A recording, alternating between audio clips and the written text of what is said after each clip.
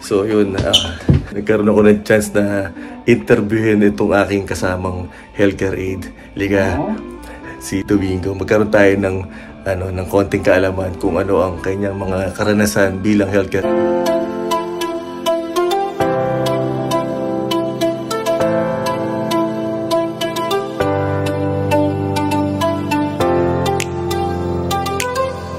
Si Domingo. Tanggalin mo yun, no? Para makita ka naman. Si Dom. O, Dom. Sige, interview kita. Medyo nahiya eh. You're leaving? Okay. See you tomorrow. Bye-bye. Si Dom. Yan, guys. Ito si Dom. Kwento mo, bigyan mo kami ng konting background mo sa pagiging healthcare aide. Hindi ko naman alam. Hindi ko naman akalain na magiging healthcare aide ako. Sinubukan ko lang. Nantanong ko ba dati? Umpisa muna tayo sa ilang taon ka na sa Canada, paano ka nakapunta ng Canada, and sige. Okay. Wala, yung pagpunta dito sa Canada, hindi ko naman nakalain na mapupunta ako dito eh. Ilang taon ba kayo sa Canada? Kailan ba ako na? 2008 nung napunta ako dito. Pamilya kayo o ikaw lang muna? Pamilya. Ay, isang buong pamilya kayo? Dati kasi sa Vancouver, sana. Eh, nagbagong ihip ng hangin, dito kami napunta. Okay. Kasi yung tita ko kasi ni-sponsor kami. Nandito siya, nag-sponsor kami. Tapos bigla siyang lumipat sa Vancouver. And then inahabilin lang kami dito sa kaibigan niya. So nakitira kami hanggang sa nakahanap ng trabaho. So hindi ka pa healthcare aide nung una? Hindi pa. Nagtrabaho ka sa production worker muna. Sa paggawa ng bacon. Okay, sa Maple Leaf? Sa Maple Leaf. Ang daming Pilipino talaga rin. And then nagkaroon ako ng injury sa tuhod. Umalis ako sa trabaho. And then nag-poster kid ako. Okay. Ayan, poster kid. Hanggang meron pa rin? May isa pa ako. Siguro mga 4 o 5 taong poster kid. Hanggang sa nag-healthcare ako. Okay. Yeah. So, ibig sabihin meron pa rin yung pinaposter sa bahay mo? Okay. Inusponsoran ko yung mga pamangkin ko, mga nurse. Napunta sila dito. And then, nung mag-decide ako mag-aral ng short course, sabi nila, Tito, kumuha ka na lang ng healthcare aid kasi maraming mapapasukan dyan. Sa overtime. Totoo yan. Daming dito. Sinubukan ko lang nung una. Frustrating sa akin kasi hindi ko naman linya yan eh. Parehas pala kami nabuhay nito. Ano ba ginagawa mo dati? Sa engineering field kasi ako eh. Engineer ka? Drafting, architecture.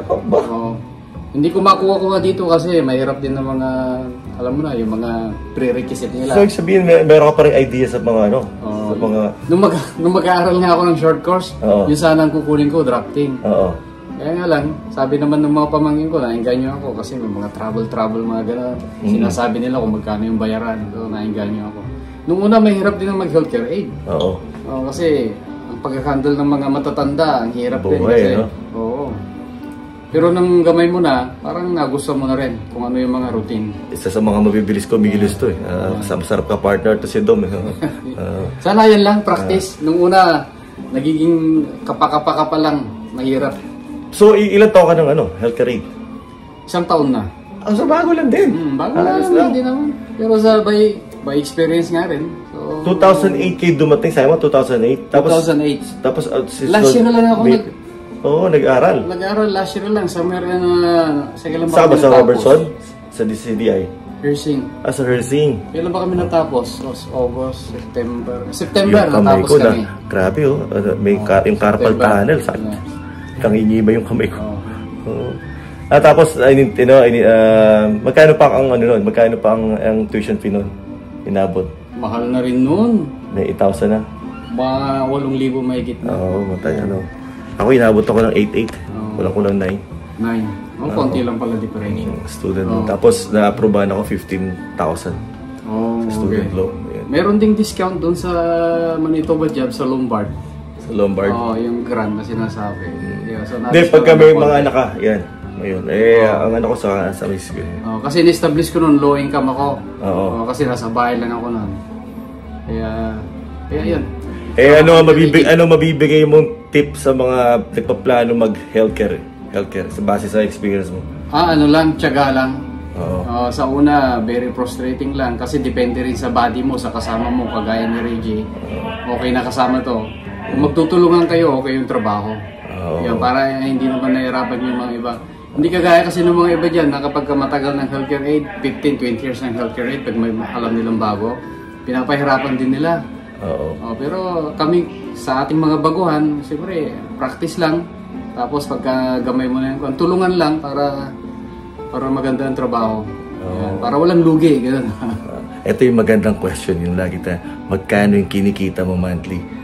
Monthly? Depende. Kung masipag ka, kung medyo bata-bata ka pa na healthcare aid, kahit 3 o 4 na trabaho, kung pwede ka dyan. Pero ako ngayon kasi, minimintin ko na lang yung normal ngayon. Yung normal, yung mga 7,000, 8,000 a month? Hindi naman, mga regular na trabaho lang. Hindi yung ganong pick up. Kasi kung medyo bata-bata ka pa, kahit na traveling ka pa dyan. Okay, pero, kasi si Ate Norma, maabot ng 10 daw siya eh. Kasi ako hindi ako makadiretso din ng mga 16 hours ganun. Pag 16 hours. Basta everyday 8 hours gano'n lang kasi may mga foster kids kasi may mga sa bahay. may mga bata pa sa bahay. Hindi ko rin kasi maiwanan ng mga 'yon.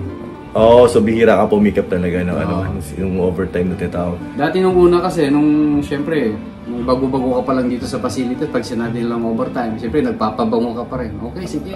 Overtime, nagsi-16 hours ako. Tapos tumatakbo ako sa kabila. Nabanggit nga pala ni Katrina sa akin kanina sa interview ko sa Katrina. Sabi niya mas maganda mag-overtime sa amin, 2 times 2. Oo nga, times 2. Tatama ba yun? Okay pala doon. Interview ko kanina sa Deer Lodge. Over the phone, tapos pinapunta ako sa Wednesday. Sabi niya, mas maganda mag-overtime sa amin. kasi naman doon, mas mataas naman, WRC. Kasi dito nag-umpisa pa tayo, mas mababa, di ba? Kasi dito kasi may certain hours na bago ka rin maging kapareho ng WRC. I think 500 hours yata. Meron pang ganung dapat sundin. Meron ka pang sundin. So, yun ang mga downside ng dito. Pero, nagstay ako dito, una-una kasi gusto ko yung mga kasama ko rito. Napakababait ang mga tao rito. Tapos napaka-flexible talaga nila sa oras. Kaya, isa sa mga gusto ko rito. Tapos yun, kinausap nga ako. As long as, ayaw nila akong bitaw, ayaw nila akong gawing casual eh.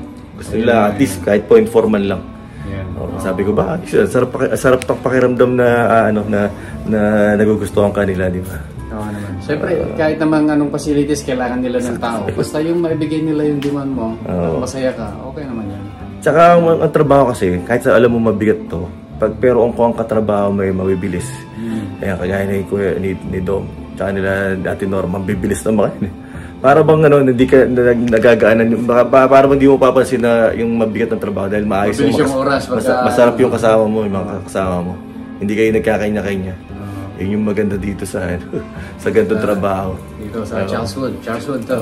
Kaya maganda yung kaya maganda may regular. Pero maganda rin yung pumupunta sa iba yung mga nagta-travel. Para maka-explore ka naman ng iba, di ba? Ang downside nga lang yun, iba't iba mga pakikisama parati. So lagi may downside. Depende na rin sa pag-organize ng schedule mo sa kabila tsaka dito. Yung isa naman yun, isa rin. Final word. Ano pang masasabi mo? Well, ito si Reggie, kasama ko dito. Si Reggie, okay to. Malaking tulong dito sa facilities na pinapasukan namin. Pagka nakita namin si Reggie kasama namin, okay yan. That's it lang. So, buhay healthcare aid. So, ibig sabihin pala, kahit ano palang estado mo sa buhay, kagaya ni Dom, dating engineer, architect, meron pa rin pala pag-asa, magbago ng career at maging healthcare aid. Ako nga, sa sales ako, wala talaga rin ako experience. Ayoko nga yung, nadidiri nga ako na una eh. Pero nung nakikita ko na yung mga pangailangan ng mga tao, wala na, nandun na rin. Saka ang buhay lang, explore lang naman eh. Subok lang ng subok.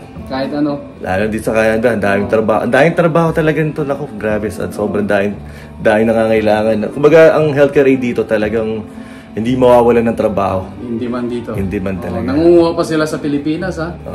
Mga nurses, naging healthcare aid dito. Yung mga healthcare aid na nurse galing sa atin, soon to be, magiging nurse na rin. Kaya marami dito, ganyan. Sinamantala namin yung interview, pero saglit lang. So, maraming salamat. Umabot kayo sa video na to. Maraming salamat. Naka-formal lang kami ng konti. Pero, malapit na mag-break. Kaya, okay, hanggang sa muli po. Maraming salamat. Okay, bye. See you.